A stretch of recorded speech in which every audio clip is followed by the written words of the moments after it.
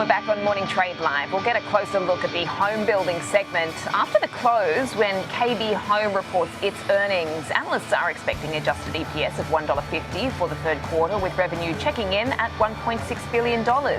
Shares are down 2% this year, and you can see here most of the group has struggled as mortgage rates have remained high. Of the major names in the space, only D.R. Horton and Toll Brothers are up more than 10% in 2025.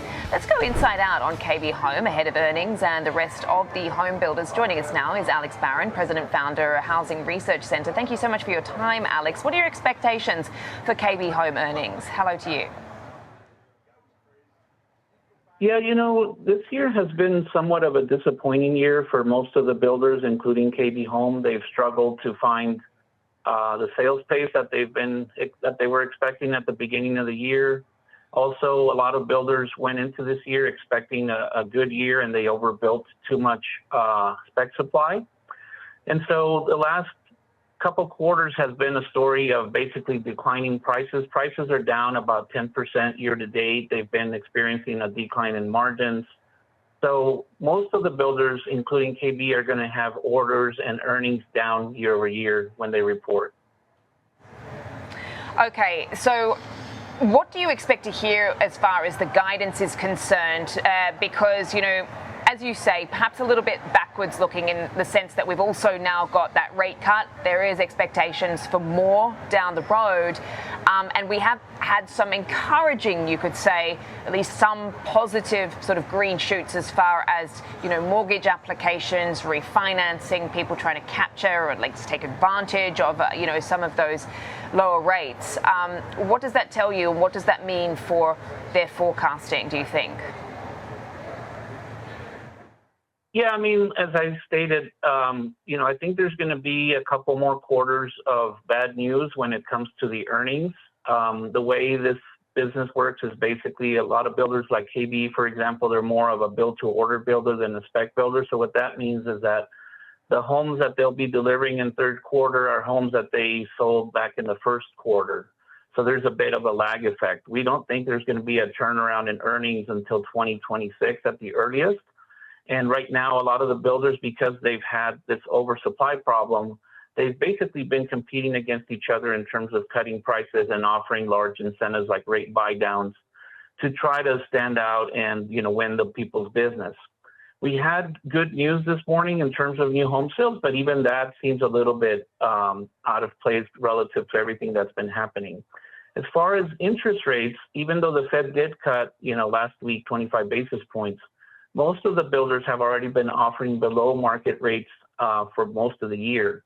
Builders offer as low as 3.99%. Some of them are offering 5%. So most of the consumers are already used to seeing, below market rates. And the 25 basis cut, I mean, it's great if it's a series, beginning of a series, but it hasn't really had much of an effect on the ground just yet. I suppose what remains to be seen is whether it will have an impact or an effect, certainly on those mortgage rates as well. You mentioned some of the incentives that we've been seeing from some of these home builders. There has been a question around margins. I was listening to Kevin Green, my colleague, earlier today, talking about how this particular name does have that exposure to the first home buyers. I'm just wondering, in that sense, as far as, managing to offset some of that margin pressure, who is best positioned right now across this space to deal with that?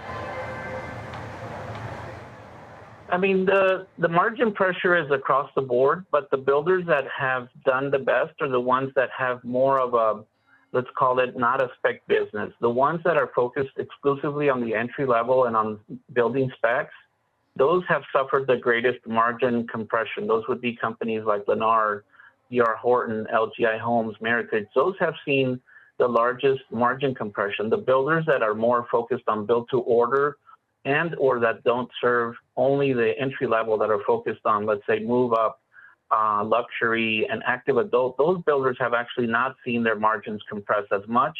And that's where we've recommended that clients, focus on this year, because those earnings are not going to be affected as much. Okay, good to know. Thank you so much for your time. We're going to have to leave it there, Alex, but a good look at KBH ahead of its report card out later today. And across this space, Alex Barron, President, Founder, Housing Research Centre. Appreciate your time. Let's trade it now with Tom White, host of Fast Market. Very good morning to you, Tom. How are you approaching KB Home with an example trade? Yeah, we just got some positive new home sales data, but last week we had some negative outlooks from Lennar post-earnings, but KB Homes, option market's pricing in about a plus or minus 5.5% move in the shares either way in this stock. So I looked at a strategy that takes advantage of maybe some upside, but also buying the shares to collect the dividend. It has a dividend yield of about 1.6%. So we looked at a covered call strategy where for every 100 shares of stock you buy, you sell an out-of-the-money call to the upside. They don't have weekly options, so I went out to the October 17th monthly options that expire in 23 days. And for every 100 shares of stock you buy, you sell one of the October 65 strike calls.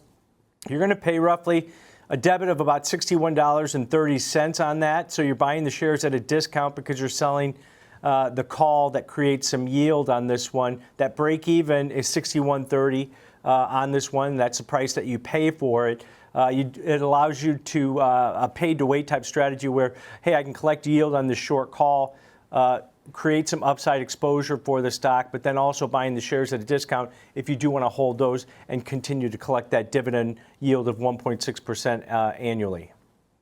Okay, that's KBH sitting up a 1.5% in trade today ahead of this report card. We also mentioned other names in the space there, Lennar.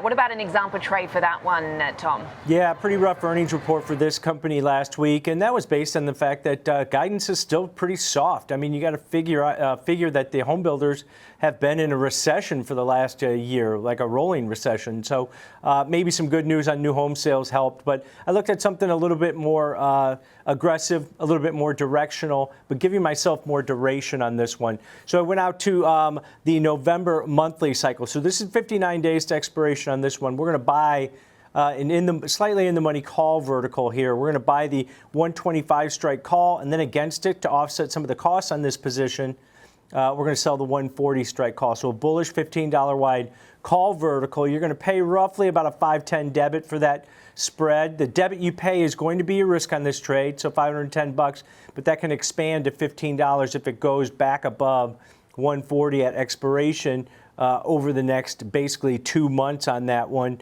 The break even on this one, $130.10. That's about 3.5% above the current share price in there. So pretty good risk reward setup here if you're bullish on Lennar over the next 2 months. Okay, Lennar also sitting up in trade today, 2.5% or so in what otherwise is a bit of a quiet old session. Thank you so much, Tom, for getting us across those two names, particularly ahead of KB Homes, which we'll be hearing from later this afternoon.